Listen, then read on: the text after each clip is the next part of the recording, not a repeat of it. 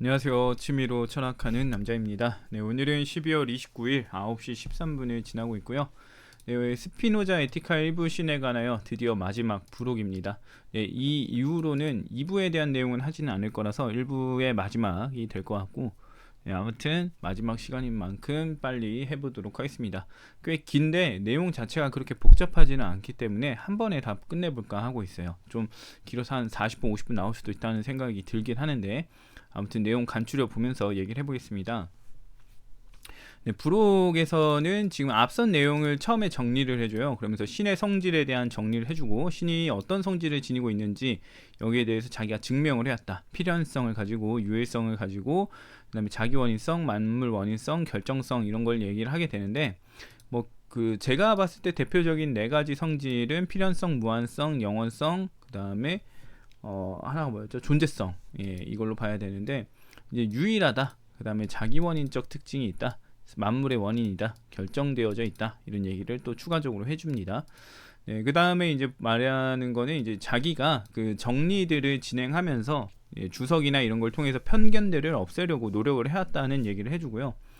그리고 나서 이제 그럼에도 불구하고 신에 대한 편견이 남아있다라는 거죠. 그래서 신에 대한 편견을 좀 다뤄보자라고 얘기를 하게 되고, 그래서 이번에 이제 다루게 되는 신에 대한 편견이 신이 자신의 어떤 목적에 따라서 세계를 운용하고 있다라는 관점이 편견이다 이거예요. 이게 자체가 편견인데 왜 사람들은 이러한 신에 대한 편견에 빠지고 벗어나지 못하는지를 이제 분석하게 됩니다.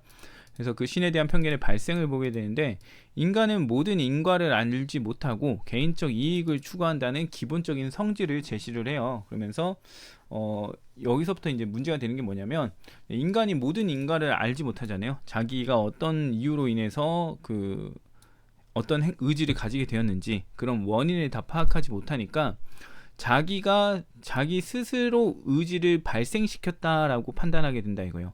네, 그래서 자유의지가 있다라고 생각을 하게 된다라는 얘기로 보게 되고요.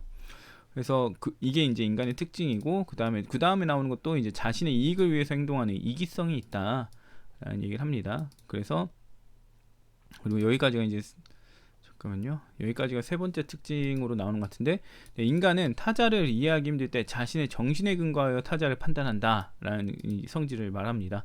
그래서 이 세 가지, 지금 세 가지 특징이 나왔죠. 이 세 가지 특징을 바탕으로 분석을 합니다. 인간은 일단 다른 물체들을 볼 때 자신의 이익과 관련하여 판단하려는 경향이 있다는 거예요. 왜냐하면 결과적으로 자기 생존이 목적이니까, 자기의 이로움이 목적이니까 다른 물체를 바라볼 때 내 이익과의 관련을 따진다라는 얘기를 합니다. 그리고 다른 물체들이 자신이 아닌 다른 거에 의해 나타난다라고 생각을 하는데요. 그럴 수밖에 없죠. 인간이 뭔가 개를 만들어낸 것도 아니고 뭐 소를 만들어낸 것도 아니고 자신의 이익과 관련된 어떤 존재를 누군가가 만들었다라고 생각을 하는 거예요. 그 누군가가 뭐냐라고 했을 때 이제 신이라고 얘기를 하는 거죠. 만물의 제작자. 그래서 이 만물의 제작자가 봤을 때 이 물체들은 자신의 이익과 관련이 있는데, 네, 이익과 관련이 있는데 이 물체들을 만든 사람도 그러면은 이 이익을 염두하고서 만들었겠지라고 생각한다는 거예요. 그리고 인간의 이익을 염두하면서 만들면서 인간은 그럼 무엇을 왜 만들었을까 해보면은 만물의 제작자 자신의 이익을 위해서 만들었다라고 이제 얘기를 하는 거죠. 그래서 인간을 만든 이유는 신이 자기를 위해서 만든 거고, 만물을 만든 이유는 인간에게 이제 이로움을 주기 위해서 만든 거고, 그래서 인간은 신에 의해서 이로움을 받았으니까 그 이로움에 대한 감사하는 마음, 숭배하는 마음을 신에게 이제 주는 그런 구조를 이루게 된다라는 얘기를 합니다.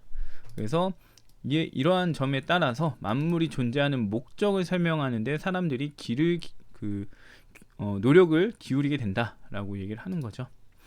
그 다음 보게 되면 신에 대한 편견이 갖는 문제점들을 얘기하는데요. 일단 첫 번째로 나타나는 게 상식에 부합하지 않는다는 거예요.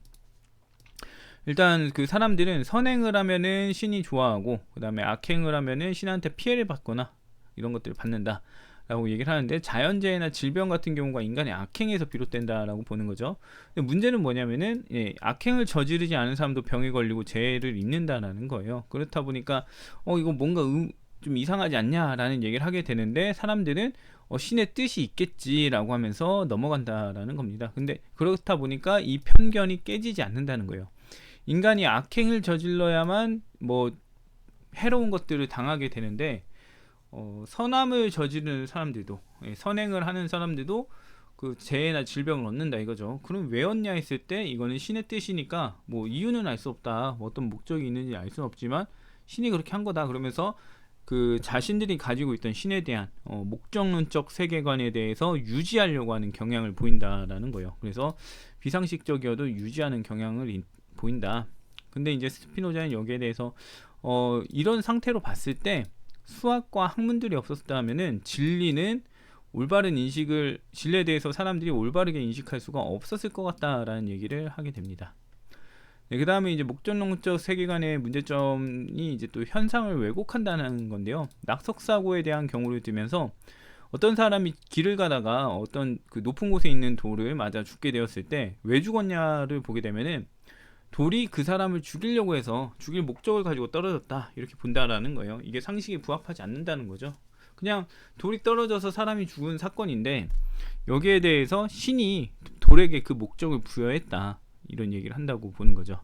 그리고 그 다음에 이제 인체 구조에 관련해서도 얘기를 하게 되는데, 인체가 이제 신의 목적하에 이렇게 구성이 된 거다. 기계적인 연관, 유기적인 연관성을 보는 게 아니라 신이 이렇게 그냥 해놨다. 이런 식으로 본다는 겁니다.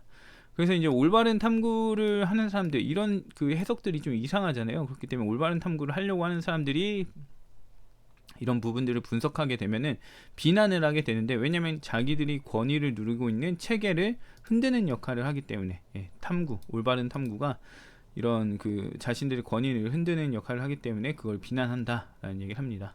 어쨌든 간에 이제 결론은 자연이 목적을 갖고 있다라는 것은 허구다라는 얘기를 하게 됩니다. 그리고 여기 중간에 잘못 넣었네요.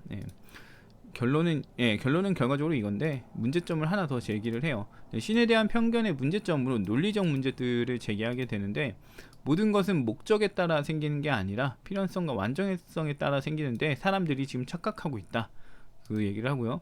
목적론적 세계관은 인과의 위계를 뒤집어 놓는데 세계관에서 완전한 것이 가장 의존적인 것으로 변하게 된다는 거예요. 왜냐하면 목적에 따라서 존재가 생기고 그 존재를 가능하게 하기 위해서 존재의 실체가 나타나고 이런 식으로 역순이 돼버려요. 그래서 그러한 점에 따라서 보게 되면 존재가 우선되고 신은 역순으로 제일 끝에 나오는 것이 돼버리기 때문에 의존받고 있습니다. 존재가 있어야 신이라는 개념이 나타날 수 있다 라는 거예요.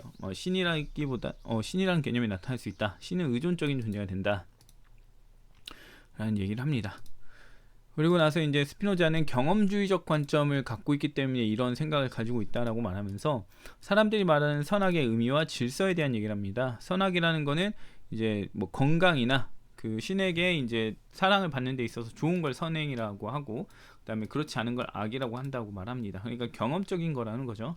근데 질서 같은 경우도 우리가 파악하기 쉬우면은 질서 있다라고 하고, 파악하기 어려우면은 혼란스럽다라고 하기 때문에 경험하는 내용에 따라서 질서 여부를 가린다라는 겁니다. 그래서 스피노자는 이 사람들이 지적 추론으로 판단되는 거에 대해서는 전혀 염두하지 않고 경험적으로 세상을 살고 있다라는 얘기를 하게 됩니다.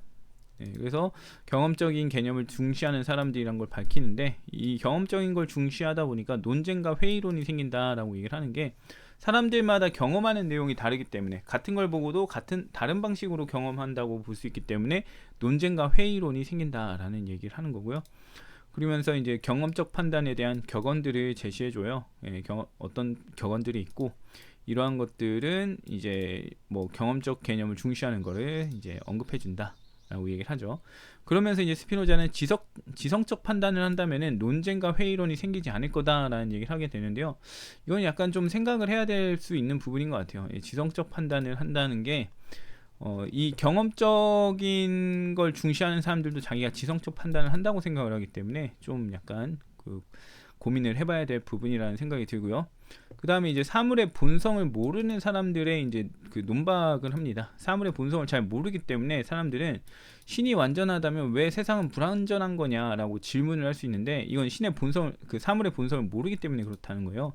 어쨌든 스피노자가 여기에 답하는 거는 부패나 추한 현상 이런 것들은 사물의 불완전이라고 말을 하긴 하는데, 이거는 지금 너희가 불완전하다고 하는 거지 본성상 불완전한 거를 따져보면 불완전한 게 아니다 라는 얘기를 합니다.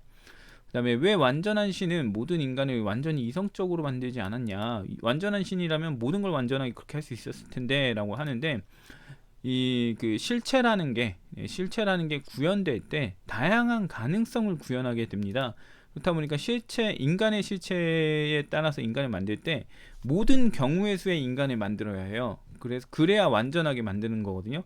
어떤 특정 인간만 만들어 놓는다, 특정 종류의 인간만 만들어 놓는다 그러면은 인간의 무한함을 보여주지 않기 때문에, 인간 존재의 무한함을 보여주지 않기 때문에 오히려 더 불완전한 상태로 볼 수 있어요. 그래서 완전한 신은 그 일부러 그 인간의 완전함, 무한함을 추구하기 위해서 완전히 이성적이지 않은 인간도 만들었다라는 얘기를 하게 됩니다.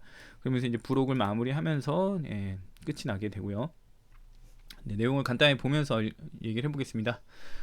신의 성질에 대한 정리를 하는 부분인데요. 이상으로서 나는 신의 본성과 특성들을 설명하였다. 즉 신은 필연적으로 존재한다는 것, 필연성, 신은 유일하다는 것, 유일성, 신은 자신의 본성의 필연성에 의해서만 존재하고 작용한다. 자기원인성, 신은 만물의 자유원인이다. 만물의 원인이라는 점, 그 다음에 모든 것은 신 안에 존재하며 신에게 의존한다. 이것도 마찬가지로 만물의 원인이라는 거죠. 그리고 마지막으로 모든 것은 신에 의해 예정되어 있는데 신의 절대적 본성 또는 무한한 능력에 의해서 그러하다. 신은 이제 결정을 했다. 여기서 이제 뭐 그 우연적인 거 없다, 자연적 그 자유로운 거 없다, 필연적이다라는 거기 때문에 필연성의 한 맥락을 보여준다고 볼 수 있고요. 그 다음에 이제 신에 대한 편견을 없앨 노력해왔다라는 부분인데요. 더욱이 기회가 생길 때마다 나는 편견들을 제거하기 위해 노력해왔다. 그러나 사람들이 사물들, 여기 사물들이라고 나오는데 things를 말합니다. things를 여기서 이제 사물들이라고 번역하는 이유는 그 일반적으로 things는 사물들로 번역을 하죠. 근데 여기서 말하는 사물들이라는 표현은 좀 구체적으로 말한다면은 무한한 사물과 유한한 사물 둘 다를 말한다고 볼 수 있어요. 근데 이게 지금 무한한 사물 같은 경우는 신의 속성이라고 스피노자가 얘기를 했고, 유한한 사물들 같은 경우는 신의 양태라고 얘기를 했습니다. 그래서 그냥 통칭해서 사물들이라고 해도 될 것 같긴 한데 오해를 살 수 있으니까 이렇게 구분을 좀 지어놨고요.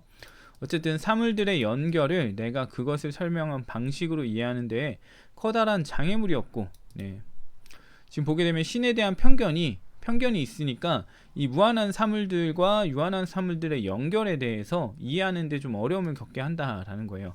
그리고 지금도 장애물인 상당수의 편견들이 여전히 남아있다.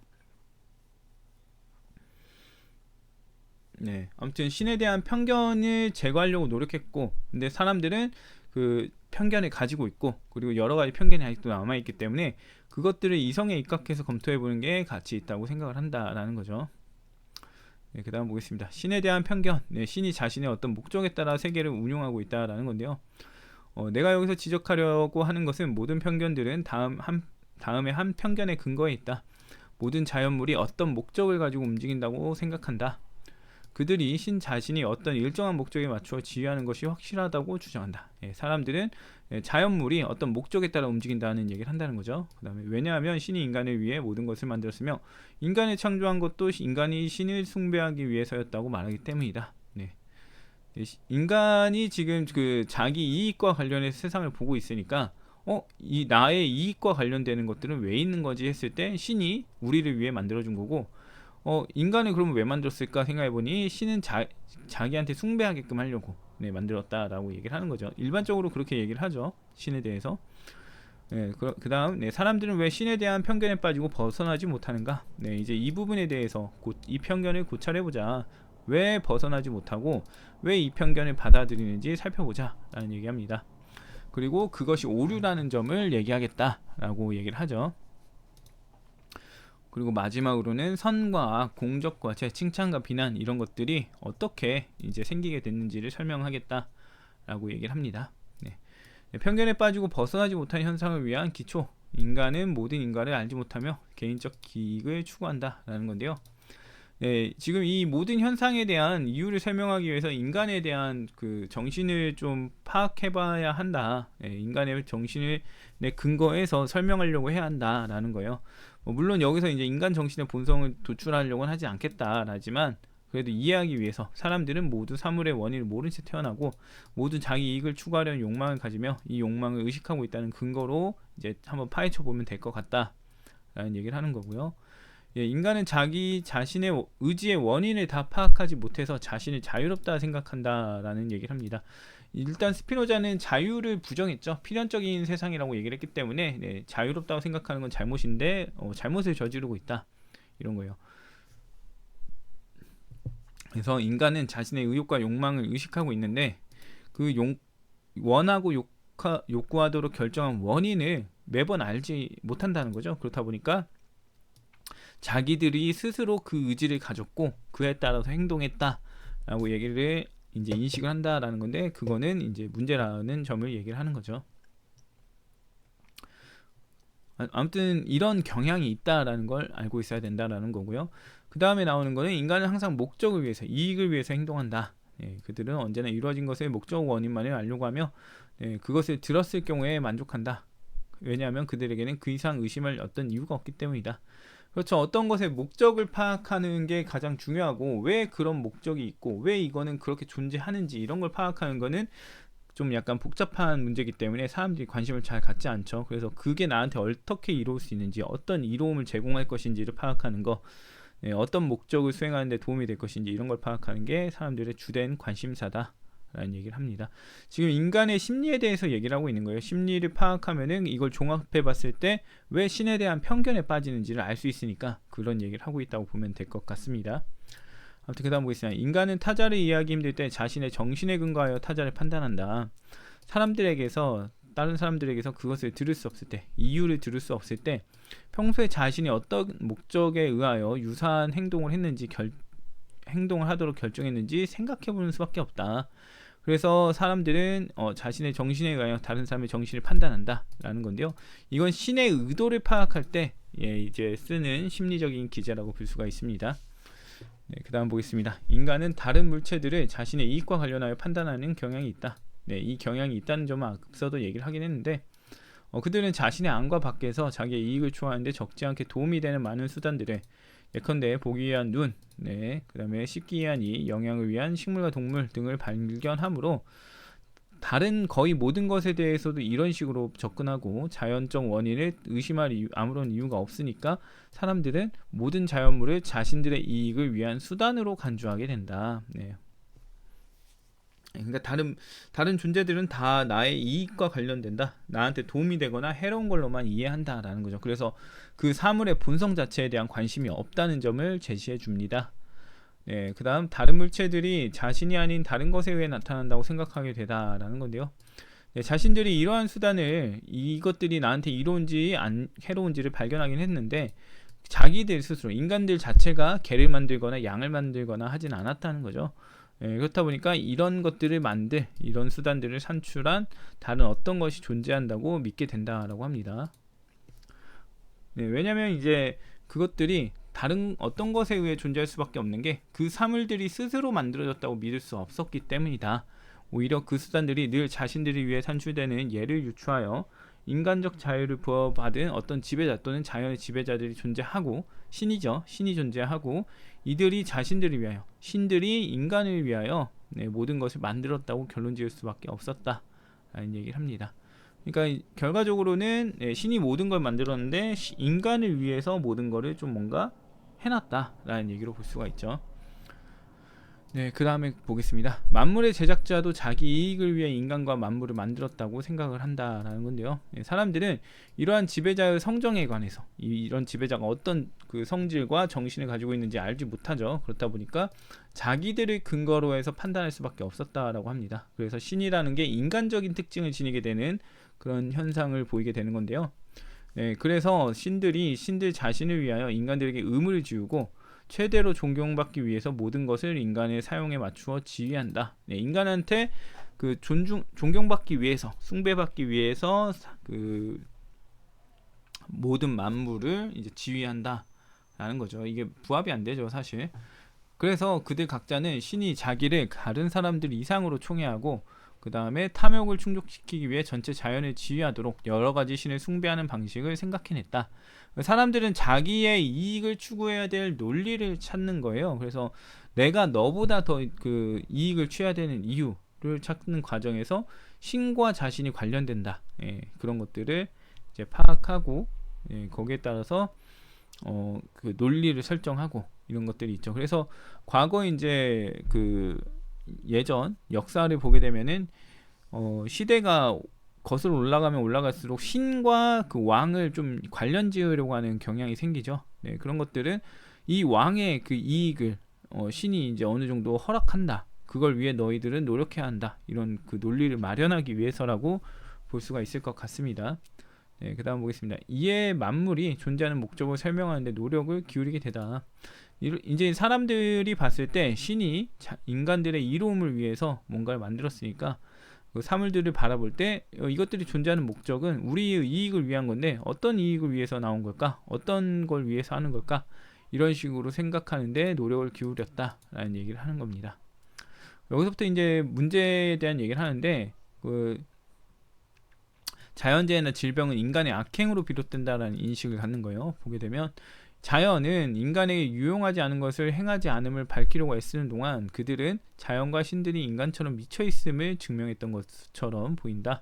네, 그러니까 자연은 인간에게 이로운 걸 제공하려고 하는데 지금 보게 되면 해로운 것도 나타난단 말이죠. 그러니까 좀 약간 이상한 해석들을 보이게 되는 상황에 놓이게 된다라는 얘기를 할 수 있습니다.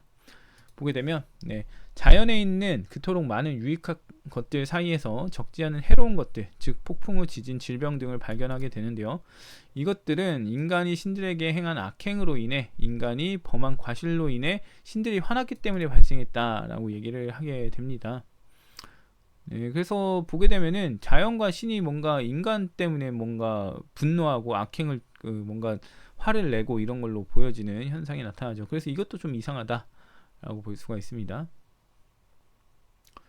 네, 그 다음에 그리고 그 비상식적이어도 이제 이런 이해가 그 악행 때문에 뭔가가 발생했다라는 이해가 좀 일상 경험 자체에서도 부정을 하는데 이런 것들이 말이 안 된다는 거를 일상 경험에서도 이제 부정을 하는데 그럼에도 불구하고 사람들은 깊은 편견을 버리지 않았다라는 거예요. 유익한 것과 유해한 것이 경건한 사람에게나 불경한 사람에게나 차별 없이 똑같이 발생하는데도 불구하고 이런 편견, 악행을 저지르는 사람한테 이게 안 좋은 일들이 일어난다는 편견을 버리지 않았다라는 거죠. 왜 그럼 버리지 않았냐? 보게 되면 그들로서는 이것을 이해할 수 없는 다른 불가사의한 것들 중 하나로 간주하고 자신들의 타고난 무지 상태를 유지하는 편이 새로운 구조를 안출하는 것보다 쉬웠기 때문이다라는 건데요. 그러니까 결과적으로는 이 지금 경건한 사람에게도 나타나는 이런 그 불행이나 재해나 이런 거는 그냥 인간이라서 우리가 이해 못하는 거고 신적인 의도가 있을 것이다 라고 본다는 거죠. 그렇게 함으로써 신을 통한 이 세계관을 유지하는 게 그 우리한테 더 이롭다고 보니까 그랬다라고 할 수가 있습니다. 그러므로 그들은 신들의 판단이 인간의 이해력을 훨씬 능가한다고 확신하였다. 그렇죠.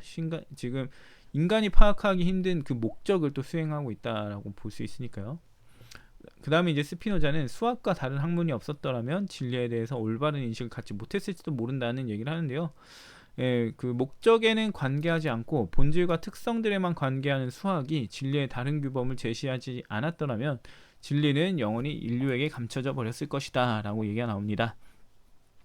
이 부분은 이제 그 바디우가 수학 예찬에서 했던 얘기죠. 수학 예찬을 쓰는 게 스피노자 때문인 것 같아요. 어떻게 보면 그 수학 예찬의 내용들이 이렇게 이제 수학이 그 진리를 그 사람들이 진리를 자꾸 신과 관련지어서 목적과 관련지어서 파악하고 탐구하고 그랬는데 수학 같은 경우에는 목적하고 무관하게 그냥 그 자체의 성질만을 다뤘기 때문에 오히려 진리의 다른 형태로 이제 남아 있었다라는 얘기를 하는 거고요.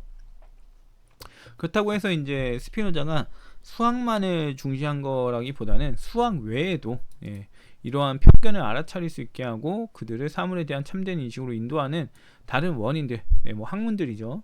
뭐 자연학 아니면은 뭐 형이상학 이런 것들도 있겠죠. 아무튼 그런 것들이 이제 수학처럼 진리를 어느 정도 지탱시켰다 라고 볼 수가 있을 것 같습니다.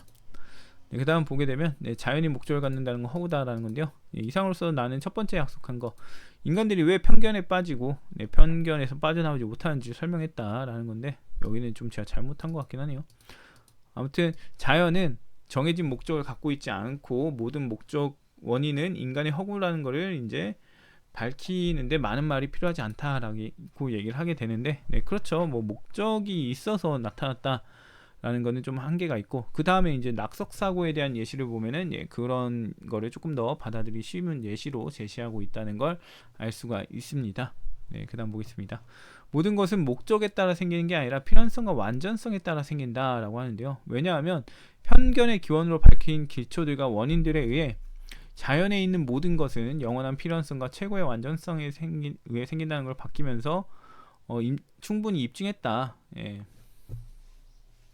이런 얘기를 하는 건데, 정말 그 목적에 따라 생기는 게 맞는지 보게 되면은 그게 아니다. 영원한 필연성과 완전성에 의해 생긴다는 걸 내가 밝히지 않았냐라는 얘기를 하는 부분입니다.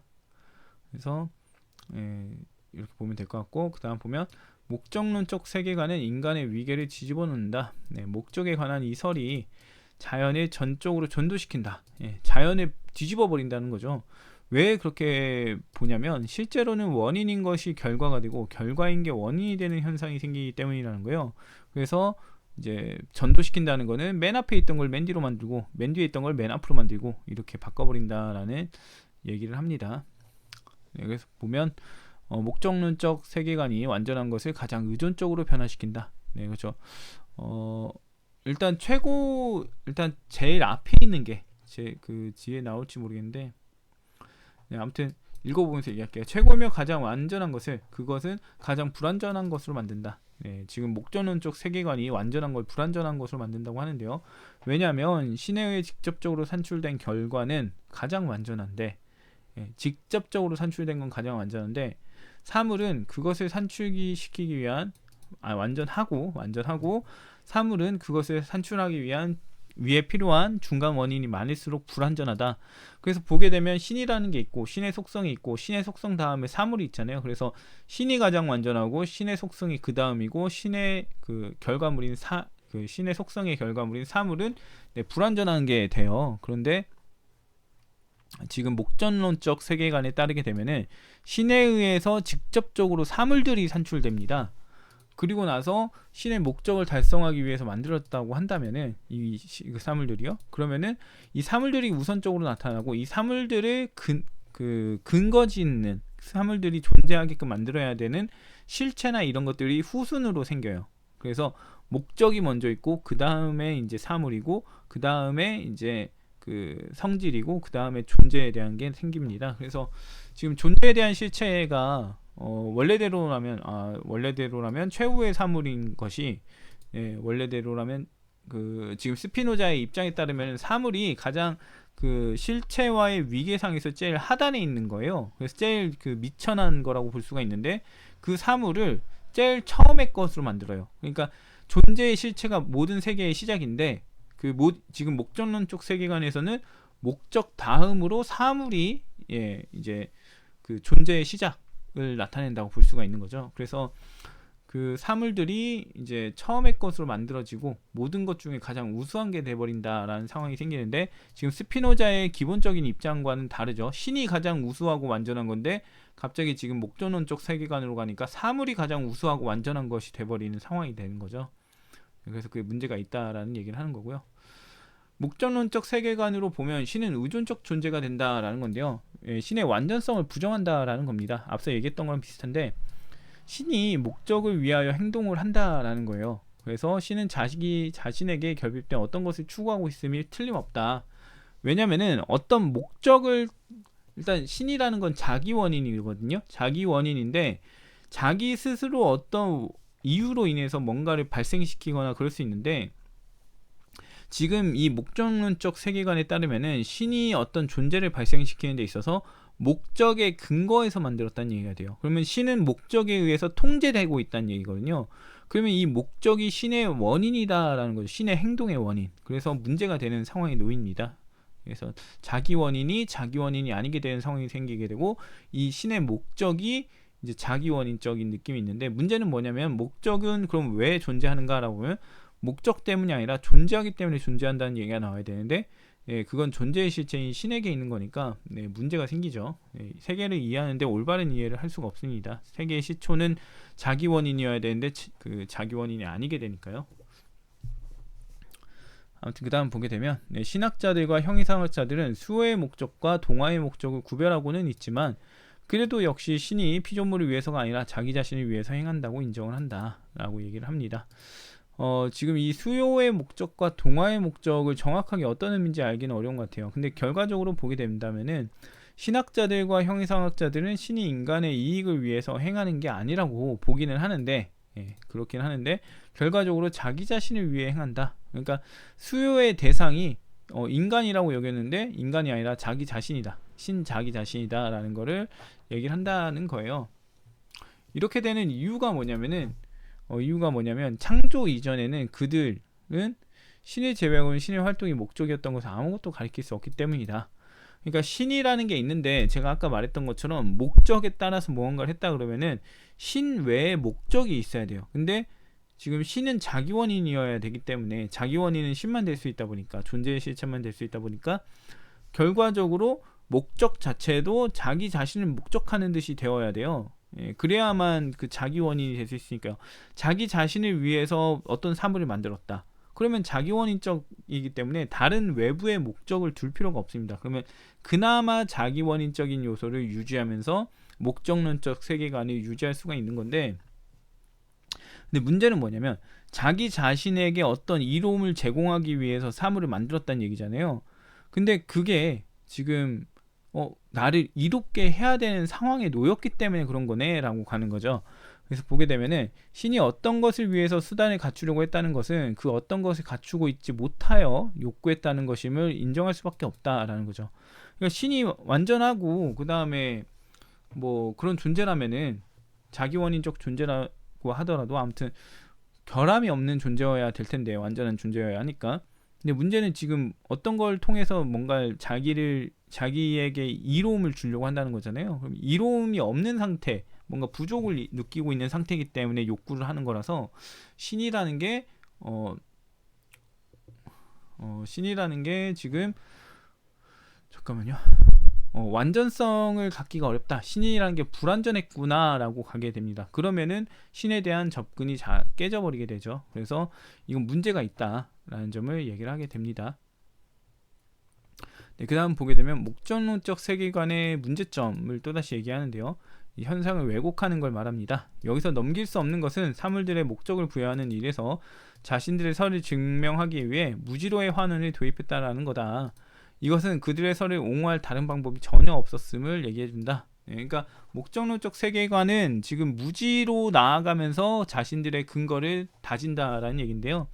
낙석사고에 대한 예시가 나옵니다. 지붕에서 돌 하나가 떨어져서 사람이 죽었는데 그들은 돌이 그 사람을 죽이기 위해 떨어졌다고 증명을 한다라는 거죠. 이건 말도 안 되는 얘기죠. 만일 돌이 이러한 목적을 위해서 떨어진 게 아니라면 어떻게 그토록 많은 전후사정이 우연히 일치할 수 있었냐라는 식으로 얘기한다는 거예요. 그러니까 이건 이미 결정되어져 있었다. 이렇게 되게끔 돌이 얘를 죽이게끔 애초에 결정되어져 있었다라는 얘기를 합니다.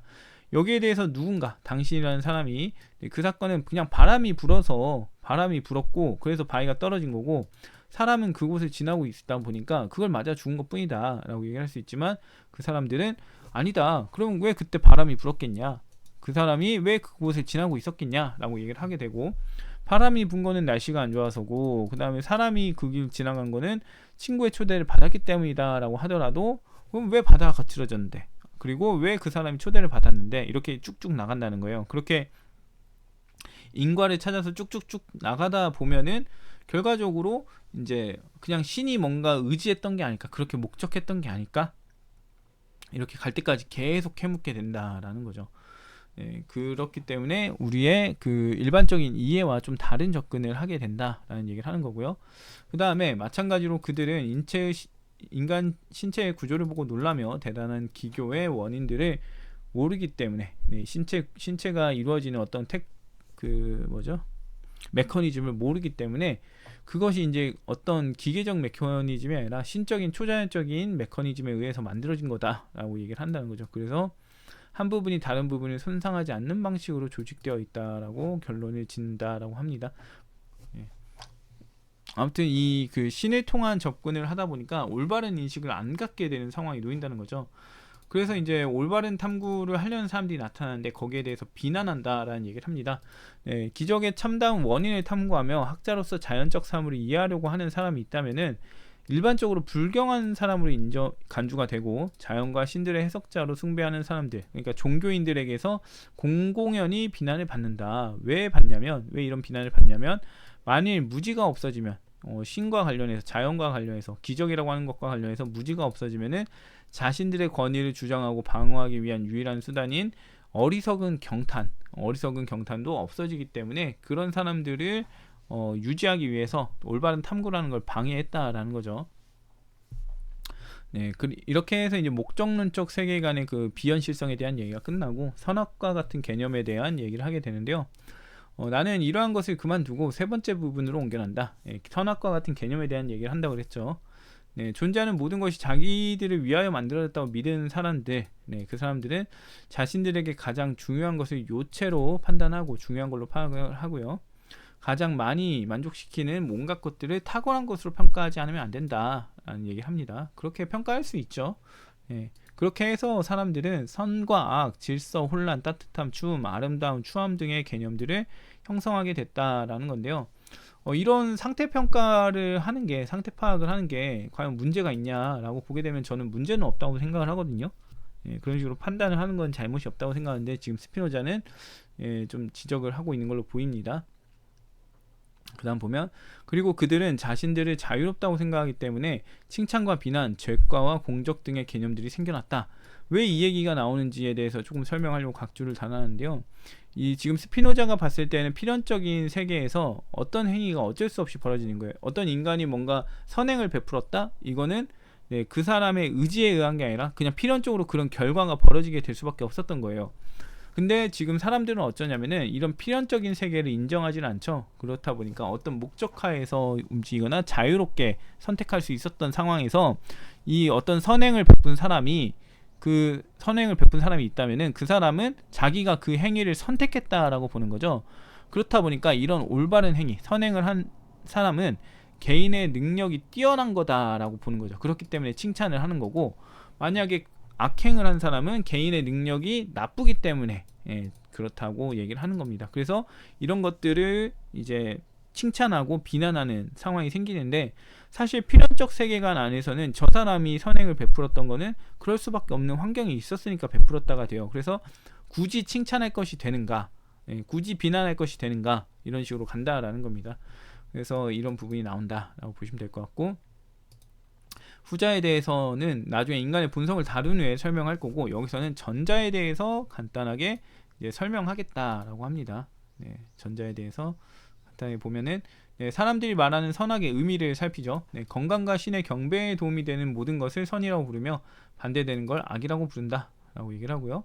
사람들이 말하는 질서가 뭔지를 또 말하는데, 사물의 본성을 이해하지 않고 단지 사물을 표상하는 사람들은 표상력을 지성으로 여기기 때문에, 그러니까 경험에서 얻은 것만을 지성으로 여긴다라는 거예요. 사물 안에 질서가 있다고 크게 믿는다. 자기가 보고 경험한 거를 이제 가지고서 이거는 지적인 것이다, 올바른 것이다 판단을 하기 때문에 사물을 놓고서 그 안에서 이제 그 질서를 논하게 된다라는 거예요.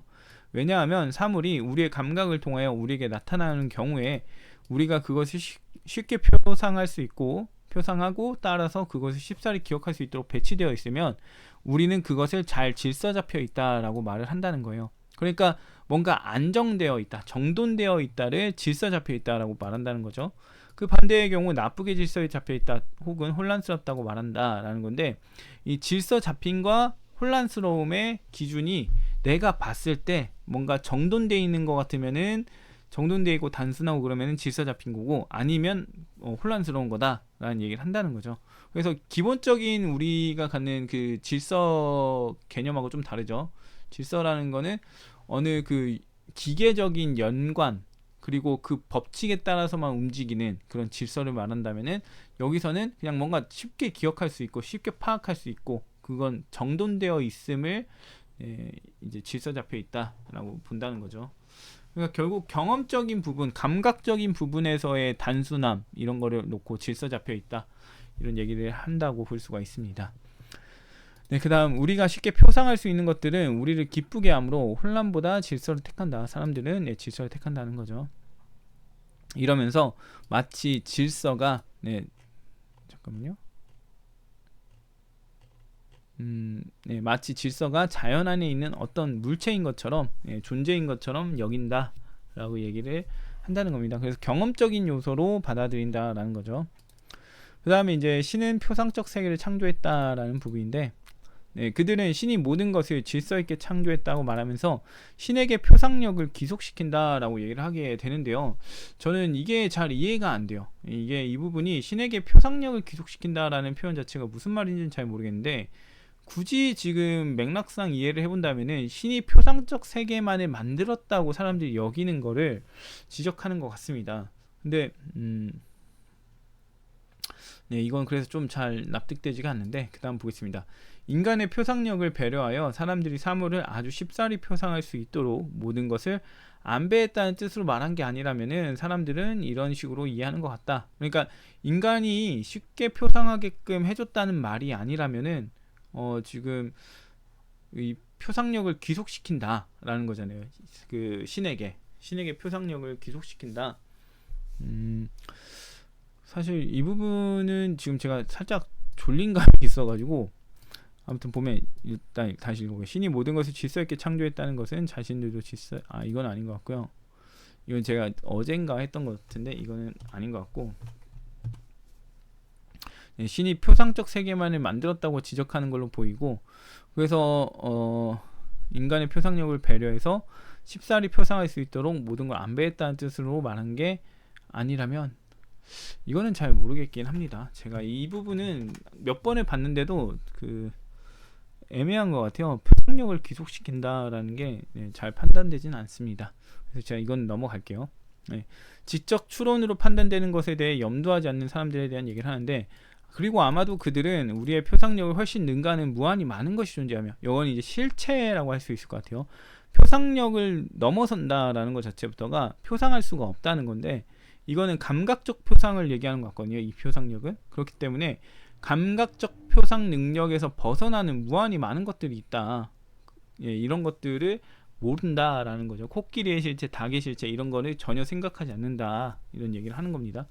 그래서 또한 우리의 표상력이 미약함으로 그것을 혼란시키는 대단히 많은 것이 존재한다는 사실에 구애되지 않을 것이다 라는 건데, 보게 되면은 그 지적 추론을 통해서만 파악되는 것들이 존재한다는 것을 전혀 고려하지 않는다, 이 얘기로 볼 수가 있을 것 같습니다.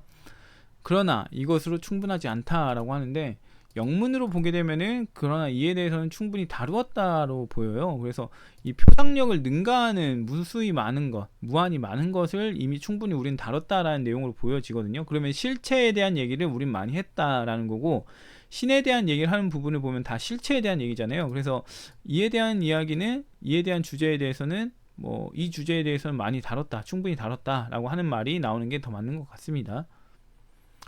그 다음 보겠습니다. 경험적 개념을 중시하는 사람들에 대한 건데요.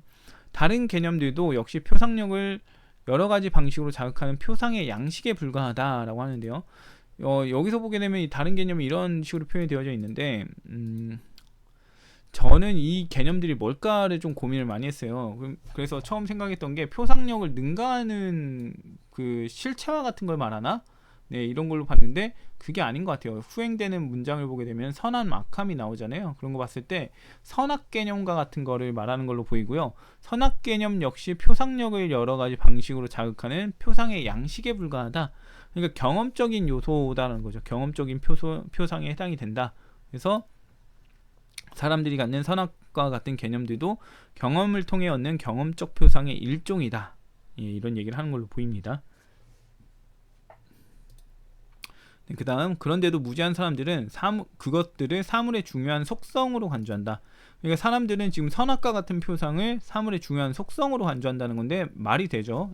말이 되고 있다는 게 보여지는 것 같고, 왜냐하면 그들은 모든 것이 자신들을 위하여 만들어졌다고 믿으며 자극을 받는 형편에 따라 사물의 본성을 선함, 악함, 신선함, 썩음 및 부패함이라고 말하기 때문이다. 그러니까 사물을 이해하는 방법이 지금 그 상황에 따라서, 경험적인 요소에 따라서 이제 그 판단하고 있다라는 얘기를 하는 거죠. 그래서 보게 되면은 지금 여기가 선악 개념에 대한 얘기를 보이고 선악 개념을 중요하게 여기고 이런 부분을 언급한다고 보입니다. 그 다음 나오는 것도 보면 가치평가에 대한 내용이에요. 그래서 자극이 건강에 좋으면 좋은 거고 이것을 야기한 대상에 대해 아름답다고 말하고 반대의 자극, 그러니까 건강을 해치는 거를 추하다라고 말한다는 거죠. 그 다음에 코를 통해서 향기나 악취, 혀를 통해서 달다, 쓰다, 맛있다, 맛없다, 촉각을 통해서 단단, 부드럽다, 거칠다, 매끄럽다, 그리고 이제 귀를 자극하는 거 시끄럽다, 듣기 좋다, 화음이다, 이런 얘기를 하고, 화음에 대해서는 이제 신조차도 이걸 즐겼다라고 믿는 사람이 있었다. 그리고 천체의 운행이 화음을 발생시킨다고 하는 철학자도 있었다. 뭐 이거는 모르겠네요. 이거는 피타고라스였는지 누구였는지 모르겠는데 아무튼 화음을 발생시킨다고 말했던 그 고대 철학자도 있어요. 네, 그 다음 이 모든 것은 뇌의 상태에 따라 사물을 판단한다는 것, 각자가 자신의 표상력이 자극받는 방식을 사물 자체로 받아들인다는 것을 보여준다. 그러니까 경험한 것을 통해서 사물을 판단하는 것을 지금 보여주는 사례들이죠. 예, 어떤 식으로 평가하고 판단하는지. 네, 그러므로 사람들 사이에서 그토록 많은 논쟁이 생기고 그 결과 회의론이 생기는 것은 조금도 이상한 게 아니다 라는 거죠. 그러니까 사람들이 이제 다른 입장을 가지고 그다음에 그 이제 사람의 자신의 판단에 대해서 회의적 시선을 갖는 거, 그거에 대해서 좀 이상한 게 아니라, 왜냐면 경험적으로 판단을 하니까 의견이 다른 거고 내 경험에 대한 게 과연 타인한테도 맞을까 이런 의문이 생기게 된 거죠. 그게 회의론인 거니까. 네, 그런 부분이 생기는 거. 경험주의적 사고에서는 그럴 수밖에 없다 라는 얘기를 하는 거고요. 왜냐하면 사람들의 실체는 일치하면서도 차이점이 있고 어떤 사람은 좋다 생각하는데 다른 사람은 나쁘다, 어떤 사람은 질서정연한데 어떤 사람은 난잡하다, 어떤 사람은 유쾌하게 여기는데 어떤 사람은 불쾌하다고 여기기 때문이다 라는 거죠. 여기서는 더 이상 말하지 않겠다. 모두가 경험을 통해 그걸 잘 알고 있기 때문이다. 그러니까 경험의 차이, 이해의 차이, 판단의 차이에 대한 얘기를 하는 거로 볼 수 있습니다. 그 다음에 이제 경험적 판단에 대한 격언들을 얘기하는데요. 머릿수만큼 의견이 있다. 누구나 자기 나름의 관점에서는 슬기롭다. 미각의 차이만큼 두뇌도 차이난다 등의 격언이 있는데, 이런 것들은 자기 두뇌 상태에 따라 사물을 판단하고 사물을 지성적으로 인식한다기보다는 감각적으로 표상하고 판단한다 라는 내용으로 볼 수 있죠. 그러니까 자기가 경험한 그대로에서 파악한 거다라는 거죠. 지성을 통한 파악이 아니다. 그러니까 이렇게 의견이 갈리는 거다라는 얘기를 하는 거고, 그래서 지성적 판단을 한다면 서로 차이를 갖지 않는다라는 얘기가 나오는 겁니다. 사람들이 사물을 지성적으로 인식한다면 수학이 증명하듯이 그 사물은 비록 그들을 모두 매혹하지 못할지라도 모두 납득은 했을 것이다 라는 얘기를 하게 되죠. 근데 이거는 이제 그 당사자들, 경험적 판단을 하는 당사자들도 자기들이 지성적 판단을 한다고 보고 있기 때문에 이거는 조금 엄밀해야 될 부분이 있긴 하지만, 일단은 수학과 같은 경우를 놓고서 이제 보게 되면은 합의를 이룰 수 있다는 거는 파악할 수는 있죠. 그 다음 보겠습니다. 사물의 본성을 모르는 사람들에 대한 얘기를 하는데요. 보통 사람들이 자연을 설명하면서 흔히 사용하는 모든 개념은 표상의 양식일 뿐이고 사물의 본성과는 관련이 없다. 표상의 양상만을 표현할 뿐이다 라는 얘기를 합니다. 그래서 본성을 전혀 사람들이 모르고 있다 라고 얘기를 하는 거고, 그것들은 실제들인 듯한 명칭들을 갖고 있기 때문에 나는 이것을 이성의 유가 아니라 표상의 유로 본다 라고 얘기합니다. 그러니까 경험적 개념들을 이제 어떤 명칭들을 갖고 있으니까, 선과 악이나 이런 것들이요. 그리고 뭐 단단하다, 부드럽다 이런 것도 경험적 명칭이라고 했죠. 그런 것들을 이제 이성에 따라 나타나는 유가 아니라, 이 유가 지금 이슬류로 나왔는데 맞는지 모르겠네요. 존재가 아니다. 표상으로서의 존재가 아니다. 표상으로서의 존재다 라는 얘기를 하는 걸로 볼 수가 있습니다. 유라는 건 빙으로 볼 수 있으니까 그렇게 보면 될 것 같고요.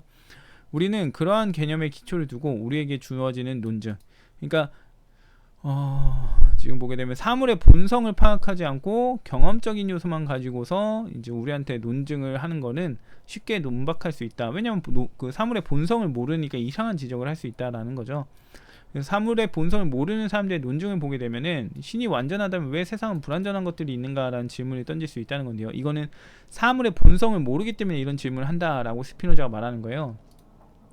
만물이 신의 가장 완전한 본성의 필연성에서 생겨났다면 자연계의 그토록 많은 불완전성은 어찌해서 생기는 거냐? 물건의 부패, 물체의 추한 현상, 혼란, 해악, 죄 등은 왜 생기는 거냐라고 얘기를 하는데, 여기에 대해서 쉽게 반박할 수 있다고 합니다. 사물의 완전성은 그 사물의 본성과 능력에로 봐야 되죠.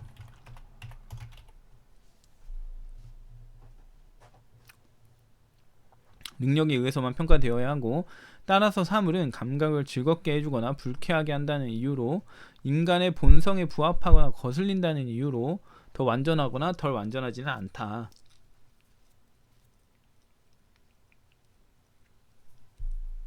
이렇게 얘기를 하는 건데, 결과적으로는 이런 거죠. 뭐 어떤 식품이 있는데 식품이 썩었어요. 그러면 식품이 썩었기 때문에 불완전하냐라는 걸 봤을 때, 원래 식품은 썩을 수 있는 존재이기 때문에 완전한 형태로서 자신의 그 쇠락이라 해야 될까요? 아무튼 그걸 보여주고 있죠. 그냥 완전한 상태다. 이건 이상한 게 아니다. 올바른 상태다라고 얘기를 하는 거죠. 그래서 지금 인간의 기준에서 봤을 때 완전하다면은 영원히 이 그 사과라던가 이런 것들이 부패하지 않고 계속 같은 형태를 유지해야 되는 것 같은데 라고 말하지만, 썩는 게 본성에 부합된다라고 볼 수가 있죠. 그래서 자기에게 자기가 바라는 대로 안 된다고 해서 불완전하다고 하면 안 된다라는 얘기를 하는 거라고 볼 수 있습니다. 그 다음에 왜 완전한 신은 모든 인간을 완전히 이성적으로 만들지 않았나라는 얘기인데요. 신은 모든 인간이 전적으로 이성에 의해서만 지배되는 방식으로 왜 창조하지 않았냐라고 질문할 수 있는데, 이것도 마찬가지로 신의 본성에 대해서, 실체의 본성에 대해서 모르기 때문에 그런다는 건데, 신에게는 완전성의 최고 정도에서 최저 정도에 이르기까지 모든 것을 창조할 재료가 결여되지 않았다. 이게 의미가 좀 이상할 수 있는데, 그러니까 신이라는 게 있고, 그 다음에 완전하게 무언가를 할 수 있는 존재로서 지금 신을 언급하고 있으니까, 인간의 완전성 측면에서 봤을 때 최고의 완전성과 최저의 완전성까지를 모두를 만들어낼 수 있는 거예요.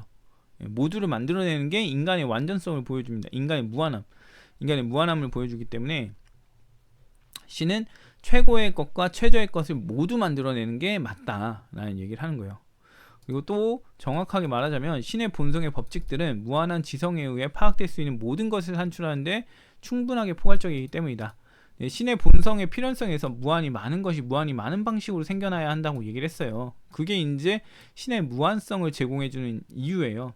그래서 무한히 많은 것을 무한히 많은 방식으로 생겨나게 해야 하니까 최고의 것과 최저의 것까지 싹 만들어야 되는 거예요. 신의 입장에서. 그렇다 보니까 전적으로 이성적이게 만드는 거는 해당되지가 않는 거죠, 신한테는. 그래서 이렇게 하면서 스피노자가 마무리를 짓습니다. 이것들이 내가 여기서 다루려고 했던 편견들이라, 이런 종류의 다른 어떤 편견들이 아직 남아있더라도 누구든지 바로잡을 수 있다. 그러므로 나는 이 문제에 대해서 더 이상 시간을 할애할 이유가 없다라고 하면서 이렇게 부록이 마무리가 됩니다. 역시 내용이 길다 보니까 52분이 걸렸는데요.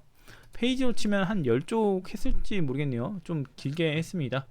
이렇게 해서 1부 신에 관하여가 마무리가 됐습니다. 끝을 내게 돼서 굉장히 좋은 것 같아요. 사실 제가 생각하기로는 다음 달 1월 중순까지 생각을 했었는데, 이제 제가 일이 정리가 되면서 이 영상만 좀 하다 보니까 빠르게 한 것 같고요. 지금 앞으로는 어떤 책을 봐야 될까 고민을 하긴 했는데, 아리스토텔레스를 제가 보다가 말았거든요. 이게 이제 스피노자나 이런 다른 책들 봐야지 하면서 보다 보니까 이렇게 된 것 같은데, 아리스토텔레스를 빨리 봐버릴까 하는 생각도 들고, 아직 계획은 서지 않았습니다.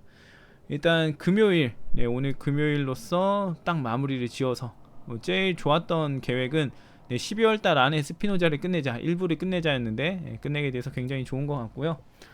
아무튼 오늘은 여기까지 하고, 다음에 또 다른 철학자의 책으로 찾아오도록 하겠고, 이런 강독하는 영상하고 그 다음에 이제 그냥 정리해주는 영상이 굴로 저는 지금 구분을 하고 있거든요. 강독 영상을 할까 말까를 계속 고민을 하게 되는 것 같아요. 강독 영상 해도 사람들한테 도움이 되나 안 되나를 잘 모르겠기 때문에. 그래서 혹시라도 강독 영상에 대해서 의견이 있으시다면 주셔도 좋을 것 같고, 일단은 지금은 다시 정리 영상, 좀 더 보기 편한 영상으로 찾아갈까 싶긴 합니다. 아무튼 오늘은 여기까지 하고요. 다음에 또 다른 영상으로 찾아오도록 하겠습니다.